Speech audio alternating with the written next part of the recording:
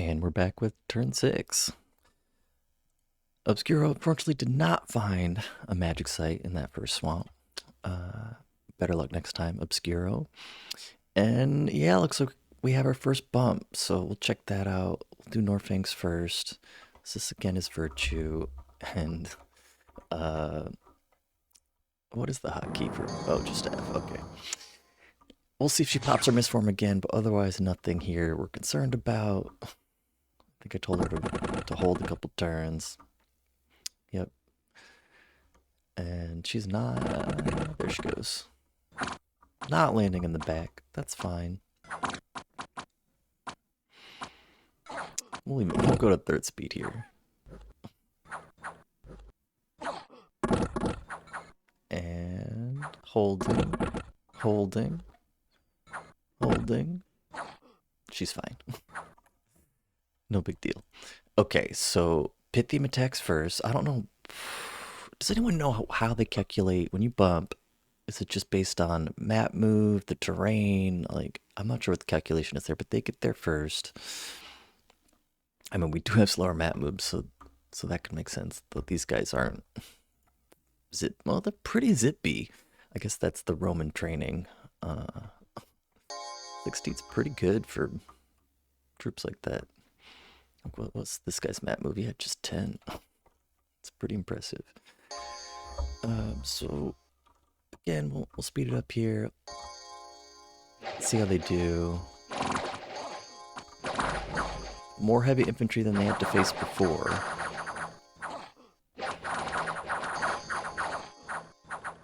Still making short work. It looks like they're... oh, that's just a wounded guy. He's limped. Okay, his prophet's still back here somewhere. Yep. And that's pretty much that. We know they won, right? Because we bumped them. And they lost three more guys. Okay, so how do we do? Again, I figured we might bump with them. I didn't think they'd bring Virtue down there because their candles weren't in there, and this army was next to there. But again, I think we match up quite well with our 4 smiters, and we do have an equivalent amount of troops. I think more line troops, and then obviously our crossbows. So we're both dreadfully slow, so I'm gonna speed it up here a little bit. Here come the crossbows. We finally start smiting round 6 because they hold an attack, so it takes a little longer. Their prophets smiting our guys, but we have pretty good MR, right? 13 on our dinky troops, 14 on our sacred. He got wounded here, apparently in a prior battle. But yeah, oof. 3 in a row just melted. And we stunned one back here. I'm not sure why we're not seeing any battle stuff here. That's strange. There we go. And by the time we clash, there's not many left. And our smites just keep doing work. Yeah, they're being melted. They've got the great morale, so they're unlikely to rout. And just one after another, they're going down. And then we don't even need our troops to kill anything.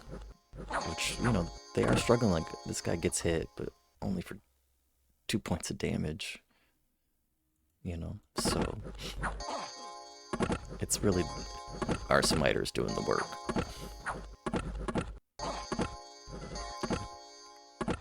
And that's it. So his prophet already got away. This guy's really crawling. What if we catch him? He's out of range of our smites. Oh, crossbow fire. Got him. Yeah, so we lost 1 sacred, 6 spearmen, and we just took out the whole squad that he had. And our smiters got 19 of those kills, right? So pretty effective. And let's see. So our spearmen cost 7 gold. We didn't pay for them, but you know, so that would be what 42 gold worth, and then one sacred, 55 gold total, and his troops cost 15. So what is that? 150, 300, 360 worth of gold. So that's a bummer for him. I sent him a message being like, hey, sorry for the bump. We'll see how he responds. And then our second army here with the defenders. Again, we told them to attack immediately, and they're just so slow. It's pretty funny. A lot of heavy infantry here. I think this is the most we've seen so far. And the light infantry is behind them, which is actually good setup for Indies. Get the heavy guys engaged first. Put it on 2 speed here, just so they can close the line. And we'll see how we hold up. Lots of damage numbers happening. Our sacreds make contact here on the side. We're not getting fully wrapped, despite our kind of short line, because they were just in box formation. And yeah, they route pretty quick. So that's fortunate for us, although I don't think we took much damage there. We'll see. And yeah, we only have to deal with crossbows. So, you know, crossbow fire coming into our defender. He's got a limp, but, you know, 19 defense with the shield, 34 protection. Pretty hard to kill with crossbow fire, and then air shield, of course. So, pretty good there. We lost 1 sacred, 1 defender. Not bad. We'll take that any day of the week, especially with only 3 smiters. But they got 28 kills, just the 3 of them. Pretty effective. And then look at this. Someone has been attacked by a mysterious black dog while traveling in the highlands. Don't love to see that. Who was in Grey Mountains, you ask? There's the Bargeist. Kind of a scary troop, actually. It was just our newly recruited scout. And as you can imagine, he is not long for this world. He actually hits the guy for 10 damage, but with this little dinky dagger. But he's staying alive a surprisingly long time. He's got 13 attack. He's missed a bunch. Doesn't get a kill shot there. There we go. So not a big deal. We lose a scout. Could have been a pope. And we see Virtue came into that that province with very low income, so we don't mind them taking that. We won the bump. We'll see how Pythium responds. I'm taking my expansion army down through this way, right? I'd like to secure kind of this whole area here. I don't want to overextend to the east, although I was pretty tempted to go into Dragon Scale to be touching this throne. But I feel like that just puts us as more of a target on the diplomatic world stage, so I'd rather play it safe and secure this region, because we do see an enemy candle over here. So it's likely that at least one of these provinces has been taken with either a prophet or an expander god. So that is concerning, because we haven't expanded much this way. But I think with our second army, we'll be pretty safe to take this. We have our Dominion there, and if we do bump with something that isn't, you know, too scary, I mean, even if it's an expander god, our sacreds might get lucky and put it to sleep. There's only 10. That would be an interesting fight, but it's in our Dominion, so I doubt an actual god would come in. So feel pretty safe there. And then with Virtue, I had some options. I don't think anyone's, I mean, someone could come in from Lowmark that we can't see and bump here, and we're not in our Dominion.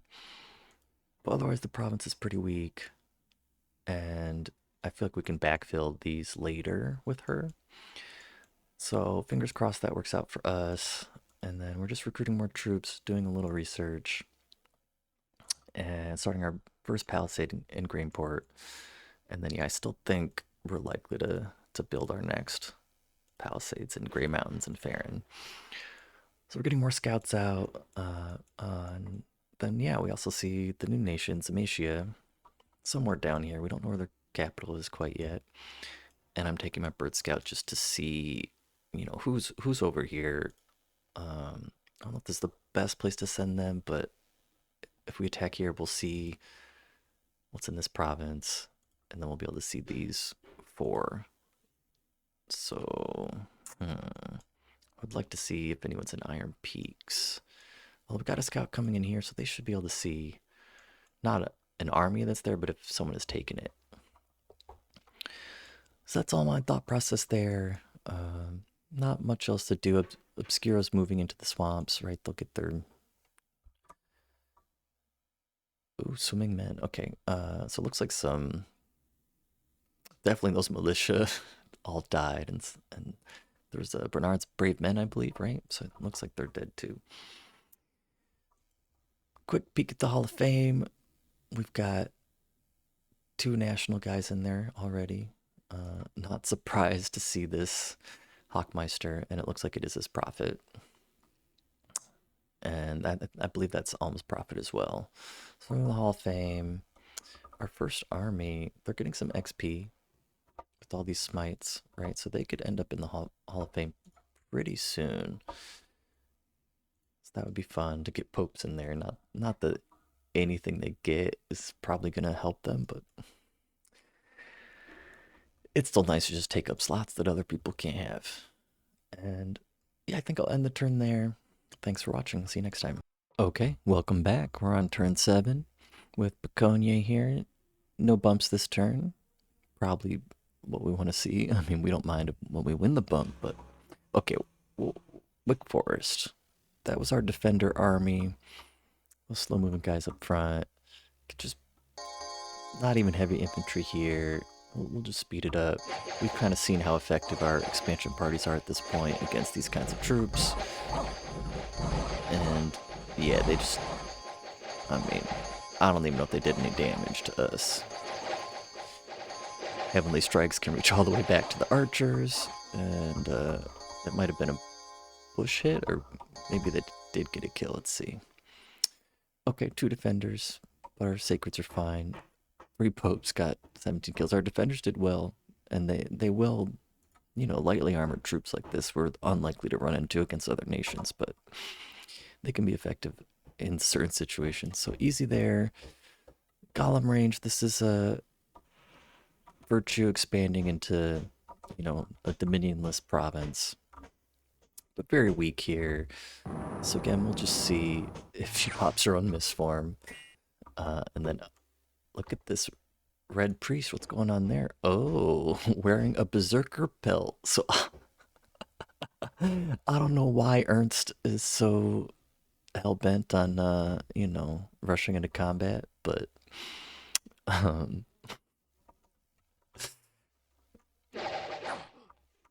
we'll see if they can get a hit in on us. Priest miss virtue, but ignore the effect because it's berserking, right? So morale's 99, and then he's gone. Destroyed by heavenly fire, right? And virtue will just slowly clean up here. Nothing to it. Doesn't pop misform. Love it. And she did actually find the berserker pelt, so don't let me forget to take that off her, because that could be disastrous. And then our first expansion army here, a little worse for wear, losing some spearmen, but still pretty strong. I don't think we've lost a single crossbowman, which in most of my expansion testing, like, they would get whittled down by return arrow fire. But again, nothing we're too concerned with here. Speed it up a little bit. Looks like some hits came in. Seem fine so far. wrap us a little bit. Maybe taking some casualty. Yeah, there goes a sacred. Got surrounded. This limped guy, he might not make it. Oh, they were out. So what was the total damage there? So, okay, so we finally lost some spearmen, right? Just one, or crossbowmen, just one. A few more spearmen, 2 sacreds actually for, so, you know, sometimes you win, sometimes you lose on that kind of thing. And then in Greenport, where we're building our first fort, some children are disappearing at night, and strange creatures skulk the wilderness, so that's a little scary. We don't love the unrest. But it was at 0, it looks like, and we have one order that will increase to 2 eventually. The unrest will go down on its own. Having order is nice in that regard. And yes, what do we see? Well, we found Jomon. We found their capital, and you know, they're just some of their expansion, and that kind of dictated how I approached this turn. But over here, as planned, we're going to keep expanding. I'd like to get this kind of band here. Um, Iron Range might be hard to defend, so we might not go there because we'd have to backtrap. We'll see. But once we get this province, you know, we can take this at our leisure. Same with, you know, our cap circle provinces. And then with Virtue here in Lowmark, there's an enemy candle. I assume it's Jomon's. And actually might be able to, can't really see their scales anywhere else except heat. So, but I'd assume it's their Dominion. So I don't want to take Virtue in there just in case. And she'll just expand to a Dominionless province. I think the chances of her being bumped here are pretty much 0 because that's the vast province, right? And then after that, she'll probably fly up here and take this wasteland here, and actually might change things around a little bit. I turned off some scout recruitment for extra money, but I do want to see if anyone's expanded into these provinces yet. So I'm gonna take this scout up there. I suppose I could take our, nope, can't quite reach that far. Even with their great map move. I wanted to see if anyone's taken this farmland and just see if there's a third neighbor in between Jomon and Zamatia, right? And I'm assuming that all this land is taken or will be taken soon. But again, we have this buffer here between the vast province and this lake system. So, yeah, you know, I've complained about the map gen stuff, but we actually have some pretty cool features that are going to define borders. You know, up in here, it's pretty much just open, but you know, this whole pocket kind of channel between the 2 waterways, pretty cool. I'm digging it. And then I debated going between these 2 provinces with our second army here, and I'm just kind of hoping that, you know, these are all indie at the moment, right? And so I'm just kind of hoping that at least one of these will stay open. You know, if I were Jomon, if I had an Earth Snake, which you know, basic bitch snake has Earth magic, probably is the Earth Serpent, right? Which is amphibious. It makes sense for them. They want to get underwater. But if I were them, I'd take that Earth Serpent and I'd have just marched it straight towards Midland. And if that was the case, they would have gotten there, you know, a few turns earlier, and obviously didn't double back and probably went this way. So either of these provinces they could move into next with the standard army. But we're not, if we take a quick look, like, you know, kind of their best non-sacred troop, MR10. So we're not worried about that. They have this cavalry, but again, you know, it's if it had better barding, it'd be a pretty good unit, but it's just okay. And then there's sacreds here. This guy only has 10 MR with the Naginata. This one has 12 MR, but is undisciplined, so I don't know. I'm not familiar with late age Jomon. I don't know how they like to expand and stuff. So if we do bump, I'm pretty confident we'll take it. But we'll see. And then I did just with kind of only 2 smiters, which has I kind of think 3 is the sweet spot, and ideally 4. we have a lot of defenders. 2 sacred units. I split them up here. 'Cause I want the cavalry just to run straight into my defenders. That's ideal. They'll struggle to hit these guys in general. And even with the lance charge against the tower shield barrier, like, they probably won't even get killed, right? If they do sneak around the side, we've got baculites to block them, hopefully. And there's so few numbers here. It's been low numbers every time. So I'm pretty confident that even just 2 popes will take it eventually. And then, yeah, we did start our next palisades in Farron. That's good. I zeroed out my income here by just putting in a little, still a decent bid for Obscuro. I could probably lower that and be fine, but I had the gold.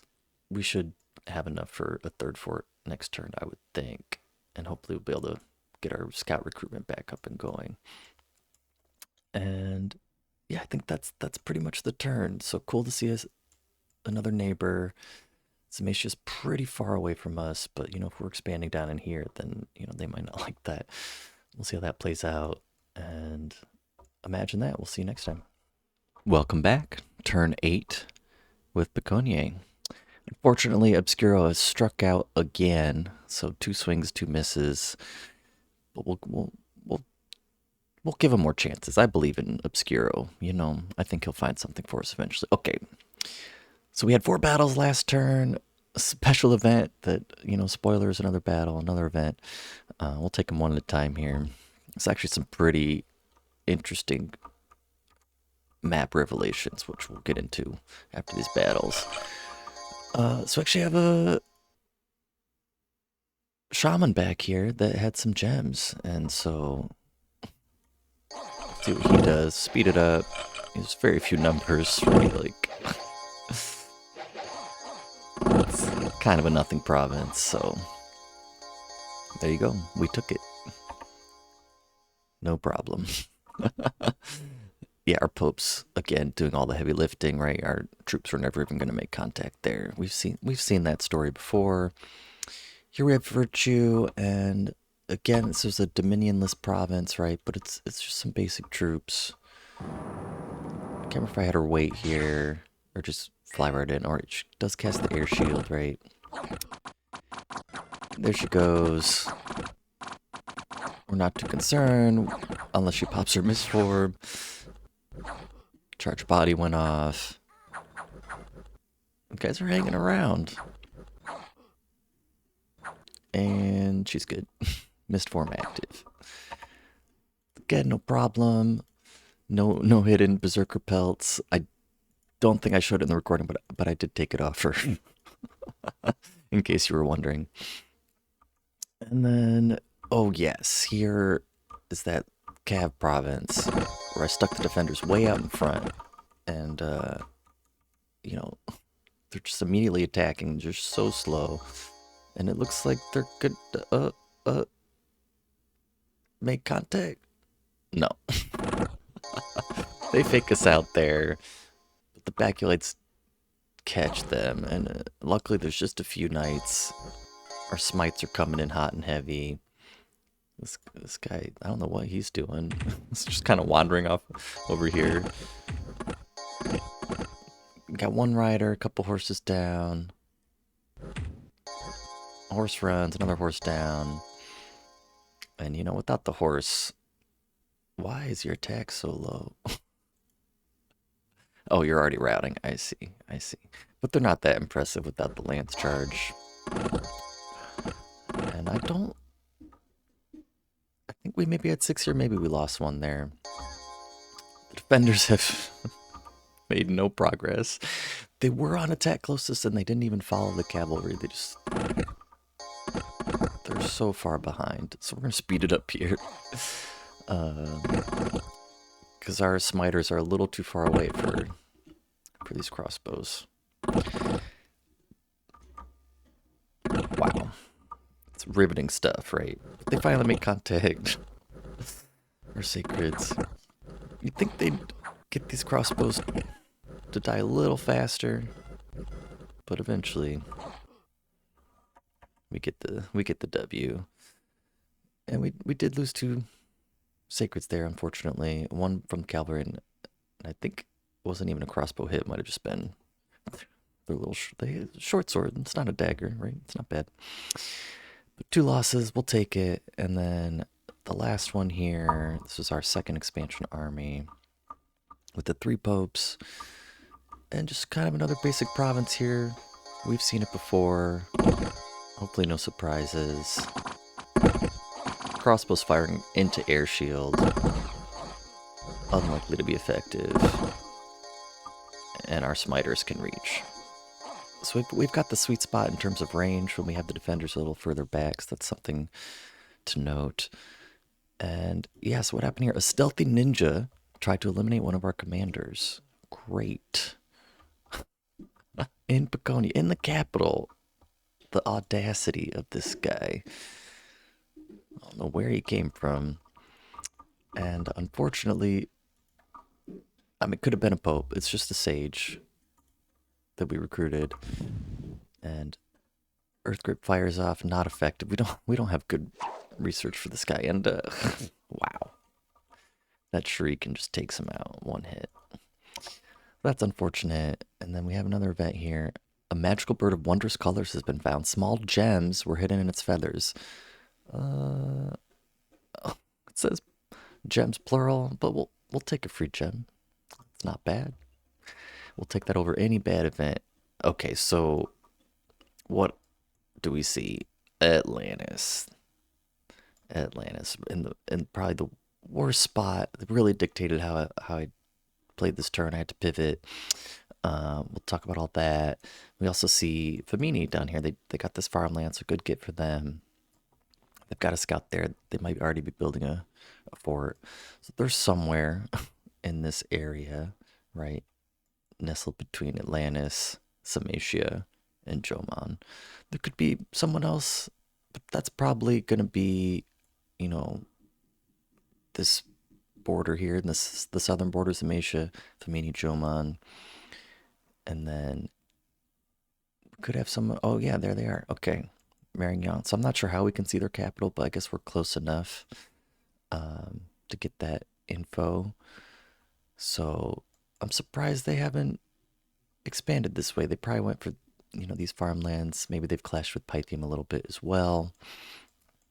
We could be looking at another neighbor in this area, but I think it's probably just Famini somewhere. And they have I don't remember what it's called. Just Dominion Heights province ownership. So that's kind of annoying. Like, if you're not right on top of it, it just looks like an indie province. Like, if this was Famini, we wouldn't know if they had taken this already. So interesting. Okay, so Atlantis here, they kind of have a bad start point. I think they got a little screwed, in my opinion. They've got two wastelands and a swamp in their cap circle. A sea province, which they like, but it's not going to contribute resources. No mountains at all. The forest could have good resources, so not great for them. They also have this vast province, as a buffer. But yeah, we'd love for any other nation to be here, because they're gonna essentially what this boils down to is I don't want them to get into this lake. And so I'm bringing Virtue over to try to cut them off. Ideally, I'd go right into this wasteland, because that's going to cut them off from Gnome Peaks and Rivia, right? And because they'd have to go through this Throne Province first to get down here. But I can't see if they have troops here. And if Atlantis comes in here and Atlantis troops me Virtue, she's going to die. Because basically all of their troops have magic weapons and hard-hitting magical weapons. This is not Calum, right? 25 damage, decent attack. Their ice troops also a tiny bit less attack, still a ton of damage. The sword guy, I mean, these cost a lot of resources, but not debilitatingly so if they clear out their cap circle first. And the sacred only a few resources, so it's if I bump with Virtue, she's likely to die. is kind of what I think. Even if I gave her armor, if they'd pop misform, and they hit so hard that I think they'd still kill her, because they have pretty good morale. So they'd get more hits in. They'd whittle her down defense wise with their harass penalty, and I just don't like my chances. But if I jump into Rivia here, which I don't know if I've seen what troops are here at any point in the game, but I'm taking that risk over bumping. And I'm actually bringing this army, which I hope to move down here, because Drummond has not taken these provinces yet. But I'm going to come up through Northanks and hopefully at least get Shambolic here with my standing army. And if Atlantis doesn't move into the wasteland next turn, I can have Virtue jump here too. But if they do move here, at least we'll be able to see what their army comp is. Maybe I can, do some diplom with them and pay them off for gnome peaks. I'm not sure, because I really don't want them in here. Thinking of them as a war target, they're pretty far away from us. So our most direct route I calculated is around this way. 1, 2, 3, 4, 5, 6 provinces. It's pretty far, and it's through that vast province. So yeah, that's interesting. We'll see how that ends up going next turn. As long as Virtue lives, no matter, even if they take these provinces, right? It's not the end of the world. We started our fort here. Again, unless they just kind of try to rush us down.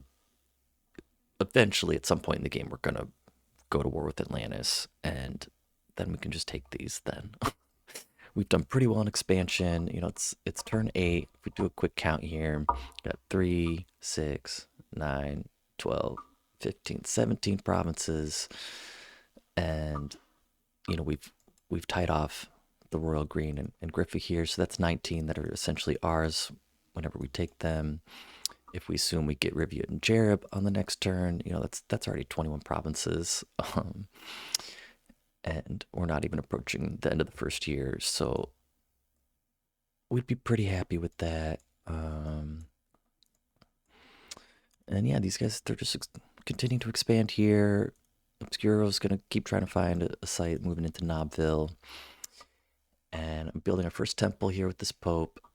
And the rest of the army is just, I think, to play it safe, going to sit on Grainport until the Palisade finishes.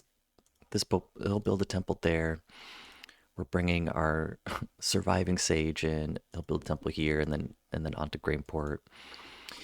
And I'm actually recruiting a third sage, unfortunately, because one got assassinated, right? And he'll start building lab temples in this direction.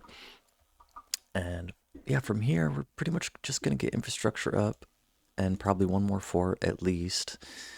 In Trensibor, we got an arena there, which is a nice little income boost.